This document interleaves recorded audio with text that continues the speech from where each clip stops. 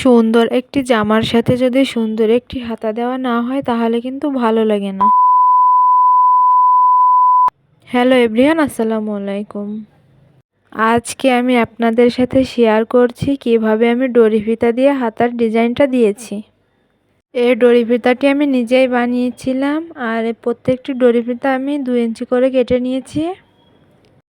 আর এখানে আমি 1/2 ইঞ্চি থেকে একটু বেশি গ্যাপ দিয়ে দিয়ে প্রত্যেকটি ডরি ফিতাগুলো বসিয়ে দিয়েছিলাম।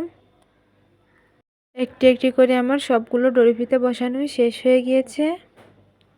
এরপর আমি 1.5 ইঞ্চি পরিমাণ একটি কাপড় কেটে নিয়েছিলাম। এটি ডরি ফিতার উপর দিয়ে সামনের পার্টে কিন্তু সেলাই করে নিয়েছি। এটি অবশ্যই ডরি ফিতার সেলাইটার উপর দিয়ে দিবেন, যাতে করে ডরি ফিতার সেলাইগুলো দেখা না যায়। এখন কাপড়টিতে সেলাই করা শেষ। এবার কাপড়টি উল্টিয়ে আমি এর উপর দিয়ে চাপ সেলাই দিয়ে দিব, যাতে করে দেখতে সুন্দর লাগে। এখন আমি কাপড়টা ভাঁজ করে সুন্দরভাবে একটি পাইপিনের মতো করে দিয়ে দিচ্ছি নিচে দিয়ে। এতে করে ডরি ফিতার নিচের যে অংশটা এটা দেখা যাবে না। ফাইনালি হয়ে গেছে সেলাই করা, দেখতে অনেকটা সুন্দর লাগছে হাতার ডিজাইনটা। এরপর আমি হাতার বগলের সাইডটায় কিছু কাপড় লাগিয়ে নিব।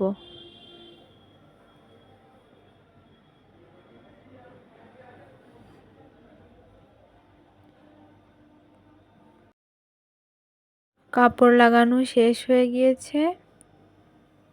এখন আমি হাতাটি সম্পূর্ণ সেলাই করে নিব। আমি 7 ইঞ্চি পরিমাণ রেখেছিলাম, 6 ইঞ্চিতে রেখে সেলাইটা দিয়ে দিচ্ছি। এরপর আমি হাতাটি জামার সাথে সেট করব। এখন জামার 2 পাটটা এক পাটে করছি সেলাই দিয়ে।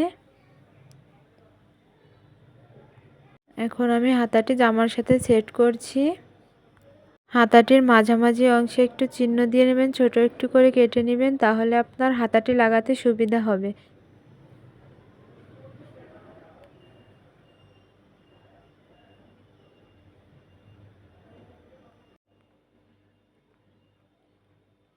আমি এখানে ডবল সেলাই দিয়ে নিচ্ছিলাম, যাতে করে ছুটতে না পারে।